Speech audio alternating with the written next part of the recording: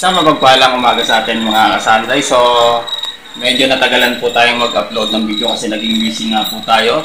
So, yung nakaraan is may nagpaayos po sa atin ng solar. Ayan, at itong mga solar product na to is binigay na lang po sa atin maliban po dito sa solar panel. So, kaya ako po gumawa ng video para makuhanan ko daw ng data kung okay pa ba yung solar panel na mayroong snake tail. So, tignan po natin ano nga po ba yung snake tail na tinatawag. Ayan mga kasanday, so nakikita nyo po yan, yung mga guhit-guhit na yan. Yan yung tinatawag nila na snake tail or buntot ng ahas sa Tagalog. Tapos, pero ang talagang problema nito, yung bawat cell niya mga kasandays is shorted na. So ngayon, para malaman po natin kung pwede pa po ba itong solar panel na to, is, ayan, may sunog na po dito. Kuhanan po natin ng preference, kuhanan po natin ng data, para malaman natin kung pwede pa ba or hindi. Ayan mga kasanday, sa mapagpalang umaga. So, yung nakaraan mga kasanday is may nagpa-repair po sa atin ng solar, no? So, yung kanyang solar panel kasi mga kasanday is may tinatawag na snake tail. Ayan sa Tagalog, buntot ahas daw. Pero sa akin siguro is ang tamang tawag po dito is shorted na po yung mga cell niya. Nakikita niyo po yung mga guhit-guhit na yan, So, ang tawag po dyan is shorted na po yung kanyang cell. Tapos dito is makikita mo na halos nasusunog na po, So ngayon, tinatanong kung pwede pa daw bang gamitin to, Siyempre, dahil hindi nila alam, is kaya sila nagtatanong. So ngayon, kuhanan po natin siya ng data. Ayan mga kasanday, so kuhanan po natin ng data yung shorted na panel.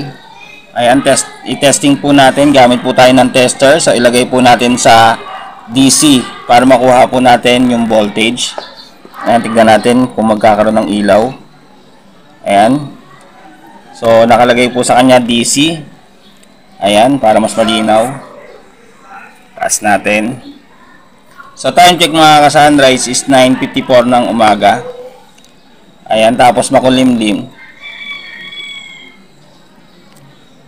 So, kuha na natin. Is-tester po natin, Ayan. So, meron po tayong 10.3 volts. So, kung tatanungin nyo po kung meron po kayong 12 volt system, tapos ganyan yung voltahe, hindi nyo na rin po ma-charge yung iyong solar panel kasi kailangan natin at least 14 volts pataas para ma-charge po natin yung ating battery. Ayan mga ka-sunrise, para naman po makita po natin yung accuracy ng power delivery ng ating solar panel. So, kailangan din natin kuhanin yung ampere. So, ilagay po natin yung ating tester sa ampere. Tapos, kuhanan po natin siya ng data. Ayan, tester po natin uli. Ayan. Ayan. So, meron na lang pong Ayan, 0.24 ampere. So, ilagay po natin dito. Ayan mga kasanday, so recap na po tayo sa ating pagkuha ng data, So, kailangan natin makuha yung voltage at yung ampere para malaman po natin kung ilan po yung power delivery niya, So, yung power delivery niya lang mga kasanday, so yung voltage kanina mga kasanday is 10.3 volts, tapos yung ampere is 0.24 volts. So, i-multiply lang po natin yan. So, meron na lang po tayo dyan na 2.4 watts. So, ibig sabihin, hindi na po talaga siya pwede. So, ngayon, kuhanan naman po natin siya para maging patas naman po tayo. Kuhanan naman po natin siya ng lagay po natin sa araw yung ating solar panel para makuha na rin natin ng data. Ayan mga kasanday, so ngayon nilagay naman po natin sa arawan yung ating solar panel. So kuhanan na uli po natin siya ng voltage. Ayan, para makita nyo po. Ayan. So i-tester po uli natin, Ayan.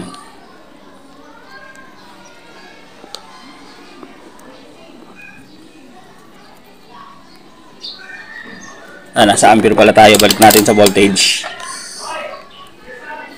Ayan, so meron na lang tayong 12.7 volts. Ayan na lang yung naibibigay na voltage niya, no? 12.64. Tapos lagay rin natin sa ampere.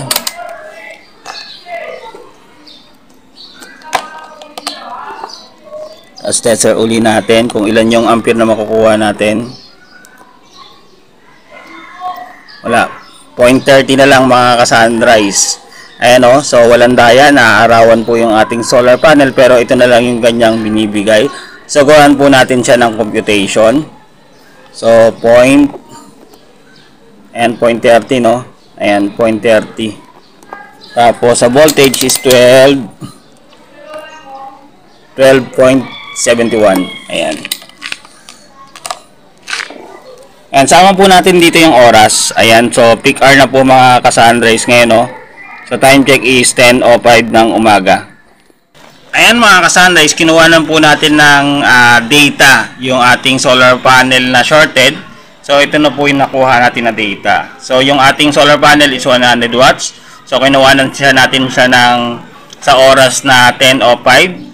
Ayan, so yung nakuha natin sa voltage is 12.7 yung volts. Tapos yung ampere is 0.30. So minultiply lang po natin yan.